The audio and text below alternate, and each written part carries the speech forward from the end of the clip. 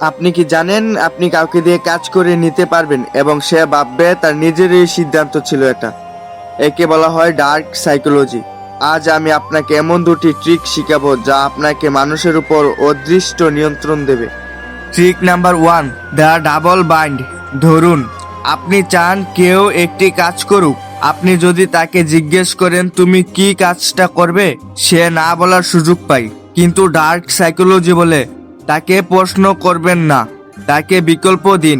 তাকে জিজ্ঞেস করুন তুমি কি কাজটা এখনই শুরু করবে নাকি 10 মিনিট পর। এখানে খেয়াল করুন আপনি তাকে না বলার সুযোগই দেননি। তার মস্তিষ্ক এখন সময় নিয়ে ভাবছে, কাজ নিয়ে নয়। সে যেটাই বেছে নিক, জিত আপনারই। Trick number 2, the silent mirroring. কাউকে নিজের প্রতি আকর্ষণ করতে বা তার বিশ্বাস জিততে মানুষ মিরিং করে, অর্থাৎ যেভাবে বসছে আপনিও সেভাবে বসা।